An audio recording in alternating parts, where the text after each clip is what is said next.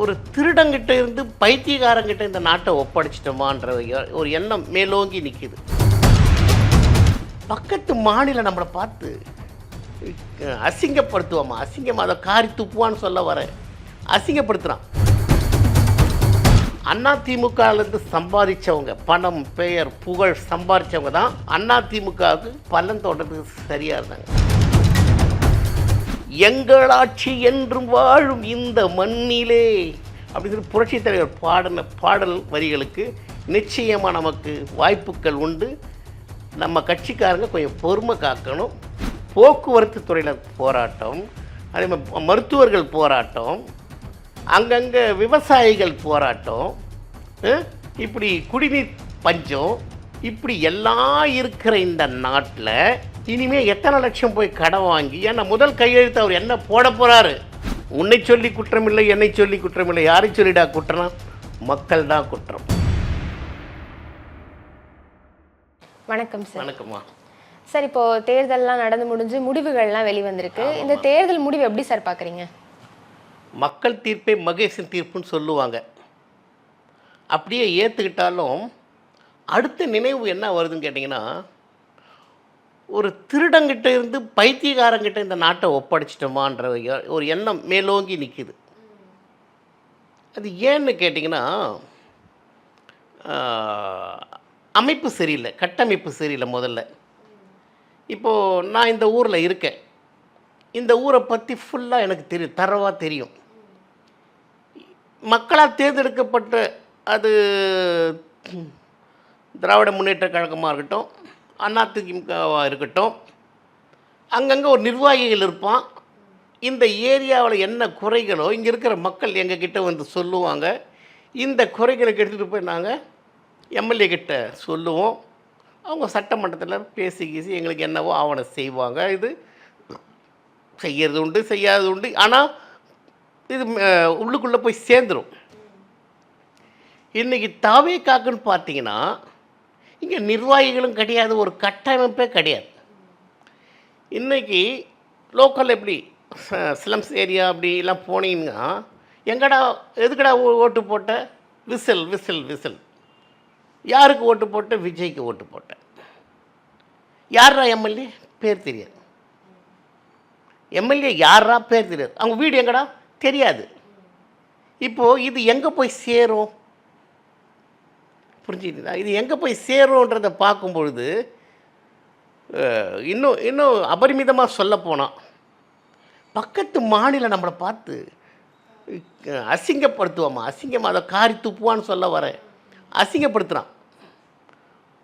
மற்ற நாடுகள் தமிழ்நாட்டை பற்றி ரொம்ப பெருமையான காலெல்லாம் உண்டுமா. இங்கே இருந்த தலைவர்கள் இப்படியெல்லாம் பார்க்கும்போது இந்த நாட்டை முன்னேற்றின விதம், தமிழ்நாட்டை தமிழுக்காக போராடின விதம், இப்படியெல்லாம் அதாவது ஒழுக்கமாக நடந்துக்கணுன்ற விதை போட்டதில் இருந்து இதெல்லாம் நடைமுறையில் வந்துக்கிட்டே இருந்த ஒரு இது இன்றைக்கி இது இந்த நாடு எங்கடா போயிட்டு இருக்குது. என்னுடைய மனக்குமுறலை நான் சொல்கிறேன், இந்த நாடு எங்கே போயிட்டு இருக்குது, இந்த தமிழ்நாட்டோட முன்னேற்றம் எங்கே போய் சேரும்.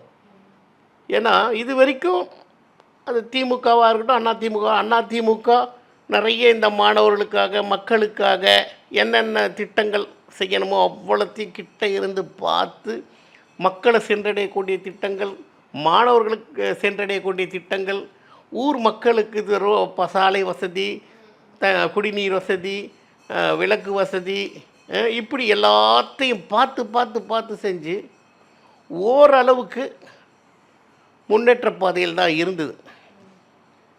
இன்றைக்கி இங்கே இனிமேல் முதலீடு அப்படின்னு சொல்லும்போது தமிழ்நாட்டுக்கு முதலீடு, இந்த தில்லுமுள்ளு கட்சி இருக்குது பாருங்கள் திமுக, இந்த போன 5 ஆண்டுகளை தவிர்த்து அதுக்கு முன்னாடி பார்த்தா தமிழ்நாட்டுக்கு வரலாம் அப்படி எண்ணங்கள் மேலோங்கி இருந்தது. நான் அதிமுகக்காரன் அதனால் இதை சொல்ல வரேன்னு நினைக்காதீங்க. நிச்சயமாக சொல்லப்போனால் நம்ம எடப்பாடியார் காலத்தில் அந்த அத்திக்கடவு அவிநாசி எந்த முதல்வரும் செயல்படுத்த முடியாத திட்டம். தஞ்சாவூரை பாதுகாக்கப்பட்ட வேளாண் மாவட்டமாக அறிவித்ததில் இருந்து கடைமடை வரைக்கும் அத்திக்கடவு அவிநாசி திட்டத்தால் வேதாரண்யம் வரைக்கும் தண்ணி போய் அங்கே இருக்கிற ஆறு குளம் குட்டை இதெல்லாம் தண்ணி நிரவி நிறவுறதுக்குரிய எல்லா வேலைகளும், அதாவது அம்மா வந்து சொன்னாங்க அங்கங்கே ஒவ்வொரு வீட்டுக்கும் வந்து மழைநீர் சேகரிப்பு திட்டம் வேணும்னு சொல்லிட்டு. அது அப்துல் கலாமே அருமையான திட்டம், இதை நடைமுறைப்படுத்தணும்னு சொல்லிட்டு ஏற்படுத்து. இந்த மாதிரி நல்ல நல்ல திட்டங்களாக பார்த்து எடப்பாடியாரும் அதே வழி வந்து எந்த முதலமைச்சரும் செய்ய முடியாத அத்திக்கடவு அவிநாசி திட்டத்தை கொண்டு வந்தார். பள்ளிக்கூடம் போகாத இருந்திருப்பாருங்க, ஆல் பாஸ் போட்டது. இது சிறப்பான திட்டங்கள்லாம் கொடுத்த எடப்பாடியாரை இந்த மக்கள் எப்படி மறந்தாங்க என்ற கேள்விக்குறி அங்கே வைக்க வேண்டியதாக இருக்குது.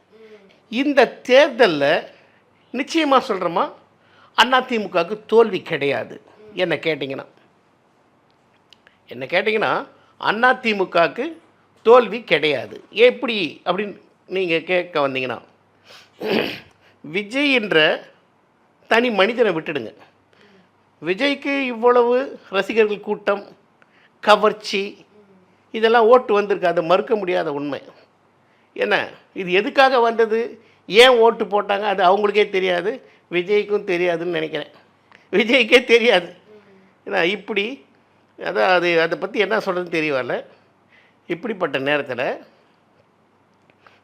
விஜய்க்கு ஓட்டு வந்துடுச்சு. இது எப்படி விஜய் என்ற மனிதனை தனியாக தவிர்த்து பார்த்தீங்கன்னா, விஜய்க்கு 20% ஓட்டு விழுந்திருந்தாலும் ஸ்டாலின் எதிர்ப்பு ஓட்டு 15%. நிச்சயமாக அதிமுக விழ வேண்டிய ஓட்டு விஜய்க்கு போச்சு. அந்த 15% ஓட்டு அதிமுக கிட்ட, இது வந்து கற்பனை அப்படின்னு இல்லை, உண்மை, நடைமுறை உண்மையை. ஸ்டாலின் வேண்டான்றதுக்காக தான் இந்த ஆட்சி மாற்றம். அது மாற்றமோ அது அப்புறம் என்ன வந்தது. இதெல்லாம் நினச்சி நம்ம பார்க்கும்பொழுது அதிமுகவுக்கு தோல்வின்றது கிடையாது. இது மட்டும் இல்லாமல் அதிமுகலேருந்து சம்பாதிச்சவங்க, பணம், பெயர், புகழ் சம்பாதிச்சவங்க தான் அதிமுகவுக்கு பலன் தோன்றதுக்கு சரியாக இருந்தாங்க. உதாரணத்துக்கு சசிகலான்ற ஆயா, இதை தயவு செய்து போடாமல் விட்டுறாதீங்கம்மா. அந்த ஆயாவை பற்றி போன தடவை கூட சொல்லியிருந்தேன். இப்போவாவது அந்த ஆயாவை பற்றி சொல்லுங்கள், வெளியிடுங்க. இந்த ஆயா செஞ்ச துரோகம், நீ யார்? அம்மா வீட்டு வேலைக்காரியாக வந்த உன்னை பல லட்சம் கோடி அம்மாவை மறுதளிப்பு பண்ணி, இருட்டடிப்பு பண்ணி சம்பாரிச்சுக்கிட்ட. இந்த இயக்கம் நல்லா இருக்கட்டும் அப்படின்ற ஒரு எண்ணம் வரக்கூடாதா உனக்கு? அங்கங்கே வேட்பாளர்களை நிறுத்தி அதோட பாதிப்பு கொஞ்சம் அதிகம். இந்த கட்சியால் வளர்ந்த, அதாவது முதலமைச்சர் அப்படி ஆக்கிற பன்னீர்செல்வம் செஞ்ச துரோகம், வைத்தியலிங்கம், இப்படிப்பட்ட சில பேரெல்லாம், சேகர்பாபு, இப்படி சில பேர்லாம் இருக்காங்க. இவங்க அதிமுகக்காரங்களால் தான் அதிமுகவுக்கு சரிவு வந்ததுமா என்ன கேட்டிங்கன்னா. ஆனால் எங்களை மாதிரி சாதாரண தொண்டர்கள், கடைநிலை தொண்டர்கள்லாம் எதுவும் இந்த கட்சியால் அனுபவிக்கலை. ஆனால் புரட்சி தலைவர் என்ற ஒரே தாரக மந்திரத்தில் நாங்கள் எல்லாம் இன்னும் அதிமுகவில் தான் செயல்பட்டுட்டு இருக்கோம். எடப்பாடியாருக்கு கண்டிப்பாக துணை நிற்போம். அதே மாதிரி எல்லாரும் துணை நின்னாங்கன்னா இந்த கட்சிக்கு வீழ்ச்சி கிடையாது. இது வந்து புரட்சி தலைவர் தன்னுடைய இரத்தத்தை வியர்வையாக்கி உருவாக்கின ஒரு இயக்கம். புரட்சி தலைவர் அம்மா வந்து தனக்கு பின்னாலும் 1000 ஆண்டுகள் இந்த இயக்கம் தொடர்ந்து மக்கள் பணியாற்றுன்னு சொன்ன இயக்கம், 30-35 ஆண்டுகளை கட்டி காத்த இயக்கம். இதுக்கு வீழ்ச்சின்றது கிடையாது, பொறுமை வேணும். பொறுமை காத்தோம்னா சீக்கிரமாக விடிவு காலம் விரைவிலேயே இருக்குது, நாம் நல்லா அறுவடை பண்ணலாம். ஆனால் அது வரைக்கும் எங்கள் கட்சிக்காரங்க கொஞ்சம் பொறுமையாக இருக்கும். அடுத்ததுமா சார், இப்போ பார்த்தீங்கன்னா இப்போ இன்னைக்கு வந்து தாவேக்காவும் காங்கிரஸும் கூட்டணி வச்சிருக்காங்க சார். திமுகலேருந்து பிரிஞ்சு காங்கிரஸ் போய் தாவேக்கா கூட கூட்டணி வச்சிருக்காங்க. இன்னுமே 6 தொகுதிகள் வேணுன்ற மாதிரி இருக்கு. யார் அடுத்த ஆதரவு கொடுப்பாங்க அப்படின்ற மாதிரி நீங்கள் நினைக்கிறீங்க சார்? ஆதரவு கொடுப்பாங்கன்னு சொல்லும்போது எம்எல்ஏக்களை விலைக்கு வாங்குறதுன்னு ஒன்று இருக்குது. அது வந்து தமிழ்நாட்டில் இல்லை, இந்தியாவில் அது ஊறி போன ஒன்று. விலைக்கு போகிற சில எம்எல்ஏக்களும் இருக்காங்க. காங்கிரஸும் தாவேக்காவும் ஏற்கனவே பேச்சுவார்த்தையில் இருந்த ஒரு இயக்கம். ராகுல் காந்திக்கும் விஜய்க்கும் ஒரு நல்ல தொடர்பு உண்டு. அதனால் காங்கிரஸ் அங்கே போகிறதுக்கு சான்சஸ் உண்டு. அதே மாதிரி எதிர்காலம் இன்னும் என்னன்னே தெரியாத திருமாவளவன், இனிமேல் அங்கே கட்சி கிடையாது. அது அங்கே இருக்கிற ஒரு 2 பேரா ஒருத்தரா நான் அவங்க வந்து இங்கே வரத்துக்கு சான்சஸ் இருக்குது. அடுத்து கம்யூனிஸ்ட்டு உண்டி குளிக்கிங்க. இப்போ உண்டி குலுக்கிறது கிடையாது, பெட்டி வாங்கிக்கிறாங்க. அவங்களுக்கு இது வரைக்கும் மந்திரி ஆனதும் கிடையாது, ஒன்றுமே கிடையாது, கட்சியும் கிடையாது இந்திய அளவில். அவங்களும் வரத்துக்கு சான்சஸ் இருக்கலாம். என்ன இப்படி வந்து 108 வந்துடுச்சே, அதனால் இன்னும் இருக்கிற ஒரு 10-12 வந்து அது எப்படியெல்லாம் மேனேஜ் பண்ணி கொண்டு வந்துடுவாங்க. இதில் ஒரு மாற்றுக்கிறது கிடையாது. ஆனாலும் ஒன்று சொல்கிறேன், கடலூர் பக்கத்தில் பருத்திக்கொட்டை அப்படின்ற ஊரில் 2 வயசு குழந்தை 2 வயசு குழந்தை ரோட்டில் விளையாடிட்டு இருக்கும்போது இப்போவே ஆரம்பிச்சிட்டாங்க. தாவேகா உறுப்பினர் அந்த குழந்தைய கூட்டிட்டு போய் பாலியல் சின்ன குழந்தைய அது அப்படியே இங்கே வந்தீங்கன்னா வட சென்னையில் ஆர்கே நகரில் காசிமேடு பகுதியை சார்ந்த வட்டச் செயலாளர், தாவேகா வட்டச் செயலாளர், ஊருக்கு சித்தி வீட்டுக்கு வந்த ஒரு 10 வயது குழந்தைய ரேப் பண்ணி பாலியல் பலாத்காரம் பண்ணி நேற்று அரெஸ்ட் பண்ணியிருக்காங்க. அப்படியே பார்த்தீங்கன்னா தாவேகால சட்டமன்ற உறுப்பினராக தேர்ந்தெடுக்கப்பட்டவன் பெரிய வால் வச்சு பிறந்தநாள் கேக்கு வெட்டுறாங்க. அது அடுத்தது பெண்கள் 3 பேராக போகும்போது போக்குவரத்து போலீஸ்காரர் வழிமறிக்கிறார். அவன் இவன் சொல்லிட்டு ஒருமையில் பேசி அசிங்கப்படுத்தி போகிறாங்க. இப்போவே ஆரம்பிச்சிட்டாங்க. அதான் சொன்னேன் ஆரம்பமே, ஒரு திருடங்கிட்டங்கிறது பைத்தியக்காரங்கிட்ட இந்த நாட்டை ஒப்படைச்சிட்டுமான்னு. இது நடக்குதா என்னன்றது கேள்விக்குறியாக தான் இருக்குது. ஆனால் நிச்சயமாக தமிழ்நாட்டுக்கு ஒரு மரியாதைன்றது கெட்டு போச்சுங்க. என்னடா இந்த மக்கள் இப்படி இருக்காங்களே அப்படின்னு. அதான் அதுக்கு உதாரணம் சொன்னேன். இப்போது இங்கே ஒரு உதாரணத்துக்கு சட்டமன்ற உறுப்பினர் அதிமுக திமுக அவங்க பேர் தெரியும், இருக்கிற குறைகளை போய் சொல்லலாம், நிறைவு பண்ணிக்கலாம். இப்போ எங்கே போகிறத கண்கட்டு, அதாவது ஒரு பாடல் ஒன்று வரும், அதாவது காட்டில் நிலவாய் கடலில் மழையாய், காட்டில் நிலவாய் கடலில் மழையாய், இருந்தால் யாருக்கு லாபம், இருந்தால் யாருக்கு லாபம் அப்படின்னு ஒரு பாடல் வரி உண்டு, புரட்சி தலைவர். உண்மையாகவே கடலில் மழை பெய்ஞ்சு யாருக்கு உபயோகம், காட்டில் நிலவு காஞ்சி யாருக்கு வெளிச்சம். அப்படி தான் இப்போது தமிழக மக்கள் ஓட்டு போட்டிருக்காங்க. ஆனால் என்னை பொறுத்த வரைக்கும் எங்களாட்சி என்றும் வாழும் இந்த மண்ணிலே அப்படின்னு சொல்லி புரட்சி தலைவர் பாடல் வரிகளுக்கு நிச்சயமாக நமக்கு வாய்ப்புகள் உண்டு. நம்ம கட்சிக்காரங்க கொஞ்சம் பொறுமை காக்கணும், மக்கள் பணியாற்றணும். இது வரைக்கும் எப்படி மக்களோடு சேர்ந்து இருந்தீங்களோ அதே மாதிரி சேர்ந்து பயணித்தோம்னா நிச்சயமாக நமக்கு நல்ல வாய்ப்புகள். ஏன்னா திமுக இதோட க்ளோஸ், முடிஞ்சு போச்சு கதை. என்ன இப்படிப்பட்ட தோல்வியை அவங்க சந்திச்சிட்டாங்க. ஏன்னா இந்த 5 ஆண்டுகள் அவங்க கெட்ட பேர் எடுத்துட்டாங்க, அப்படி எடுத்துட்டாங்க. புரட்சி தலைவர் சாதனையை விஜய் முறியடிச்சிட்டாருன்னு 77ல் 140 144 சீட்டு, இன்றைக்கி 2026ல் 108 சீட்டு தான். அதுவும் இன்னும் கேட்டிங்கன்னா அன்னைக்கு ஊடகங்கள் கிடையாது, செல்ஃபோன் கைபேசி கிடையாது, தொலைக்காட்சி கிடையாது. அந்த காலத்தில் அவர் அவ்வளோ, நீ 108 சீட்டு வாங்கிட்டு புரட்சி தலைவரே மிஞ்சிட்டேன்னா இந்த அதிக பிரசங்கித்தனமான பேச்சு கூடாது. விஜயை சார்ந்தவங்களுக்கும் சரி விஜய்க்கும் சரி புரட்சி தலைவர் வரலாறை யாரும் முறியடிக்கவே முடியாது. ஏற்கனவே அவர் மக்களோட, ஏழைகளோட, பாமர மக்கள், வயசானவங்க கூடலாம் பயணித்தவர். அவருடைய புகழத்தை உங்கள் கூட சேர்த்துக்காதீங்க. தர்மன்றது உங்களுக்கு என்னன்னே தெரியாது, உங்கள் குடும்பத்துக்கே தெரியாது. உங்கள் அப்பா முதல் கொண்டு எஸ்.ஏ. சந்திரசேகர் முதல் கொண்டு தர்மன்னா என்னன்னு தெரியாது. உதாரணத்துக்கு கேட்டால் நம்ம இலங்கை அந்த மரணம் வரும்பொழுது 500 ரூபா டொனேஷன் கொடுத்தானா விஜய். ஏற்கனவே கார் வாங்கினதுக்கு வருமான வரித்துறையை ஏமாற்றிருக்க,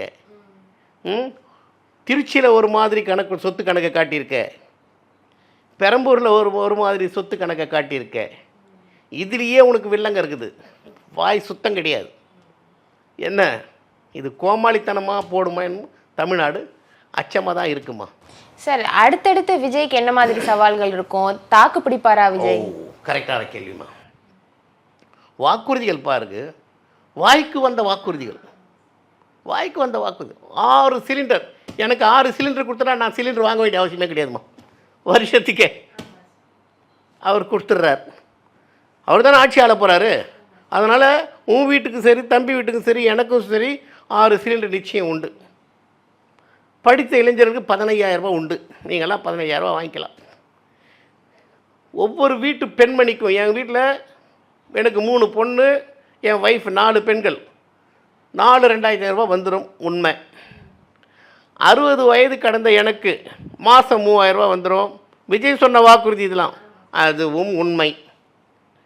200 யூனிட் கரண்ட்டு ஃப்ரீ, அதுவும் உண்மை. தமிழ்நாடு முழுக்க மகளிர் பயணம் செஞ்சுக்கலாம் போக்குவரத்தில், அதுவும் உண்மை. ஏற்கனவே இந்த சுதந்திர காலத்தொட்டு 4.25 லட்சம் கோடி இருந்ததை இந்த குறுகிய 5 ஆண்டு காலத்தில் 5.5 லட்சம் 6 லட்சம் எக்ஸ்ட்ரா கடன் வாங்கி 10.25 லட்சம் கோடி கடனில் இருக்கிற மாநிலத்தை அங்கங்கே போராட்டங்கள் அதாவது நர்ஸுங்க, என்ன அவங்க பேர், செவிலியர்கள் போராட்டம், அதே மாதிரி தூய்மை பணியாளர்கள் போராட்டம், மின்சாரத்துறையில் போராட்டம், போக்குவரத்து துறையில் போராட்டம், அதே மாதிரி மருத்துவர்கள் போராட்டம், அங்கங்கே விவசாயிகள் போராட்டம், இப்படி குடிநீர் பஞ்சம், இப்படி எல்லாம் இருக்கிற இந்த நாட்டில் இனிமேல் எத்தனை லட்சம் போய் கடன் வாங்கி, ஏன்னா முதல் கையெழுத்து அவர் என்ன போட போகிறாரு எதிர்பார்ப்பு இருக்குல்ல. ஏற்கனவே 1000 ரூபாய் கொடுத்துட்டு இருந்து அப்படியே கொடுத்துட்டு வர போகிறாரா, இல்லை இவர் சொன்ன 2,000 ரூபாய் கையெழுத்து போட போகிறாரா? அதுக்காக எங்கே போய் நிதி வாங்குவார்? அந்த 1000 ரூபாவே கொடுக்க முடியல. என்ன அதுவே ஸ்டாலின் என்ன பண்ணிட்டு போயிட்டார்னா, ஆதி திராவிடர்களுக்கு கொடுத்த 10,000 கோடி மத்திய அரசு கொடுத்ததை இப்படி மடைமாற்றம் செஞ்சு தான் வந்துடுவோம், பெண்களை ஏமாற்றிடலாம் அப்படின்ற மாதிரி குருட்டு திசையில் பண்ணாங்க. இது இவர் எப்படி தொடர்ந்து பண்ண போகிறாரு? இது கேள்விக்குறியாதாம்மா இருக்குது. இதுக்கு என்ன விடை தெரியல. அதான் சொன்னேன், காட்டில் மழையாய் கடலில் மழையாய் காட்டில் நிலவாய், அந்த கதை தான். மக்கள் விடப்பட்டிருக்காங்க. இதை உன்னை சொல்லி குற்றமில்லை, என்னை சொல்லி குற்றமில்லை, யாரை சொல்லிடா குற்றம்? மக்கள் தான் குற்றம். இந்த மக்கள் ஏன் இப்படி எதை நோக்கி போகிறோன்னு தெரியாமல் வாக்களிச்சிட்டாங்க. இது மக்கள் செஞ்ச குற்றமா? சரி, இப்போ அந்த தேர்தலில் அதிமுக பின்னடைவை சந்திச்சதுக்கு என்ன காரணமாக இருக்கும்னு நினைக்கிறீங்க சார்? நான் என்ன கேட்டால், நான் இது பின்னடைவுன்னு சொல்கிறதுக்கு இல்லைம்மா. அதாவது விஜயோட ரசிகர்கள் கூட்டம் கவர்ச்சி, இது ஓட்டடிச்சிட்டாங்க. அதை நம்ம மறுக்க முடியாது.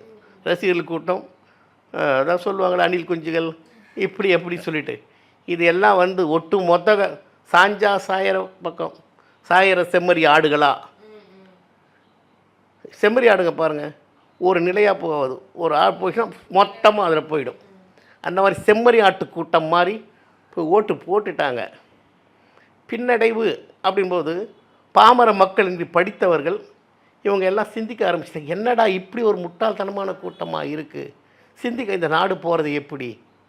உலகம் முழுக்க தமிழ்நாட்டு இளைஞர்களுக்குன்னு ஒரு மரியாதை இருந்ததுமா. இப்போ அது கிடையாது. என்ன தெரிஞ்சு போச்சு. அதனால் உலக முதலீடு வர்றது கஷ்டம். நீங்கள் கேட்ட கேள்விக்கு திமுகவை விட எங்கள் கட்சி நல்லா ஏன்னா பயணிச்சிருக்கு, என்ன நல்லாவே ஓட்டு வாங்கியிருக்கு. இதை நடைமுறைப்படுத்தணும். இனிமேல் தொடர்ந்து நடைமுறைப்படுத்தணும். அதிமுகவுக்கு வீழ்ச்சின்றது கிடையாது. ஓகே சார், பல்வேறு கருத்துக்களை பகிர்ந்து கொண்டவங்க நன்றி. நன்றிம்மா, வணக்கம்.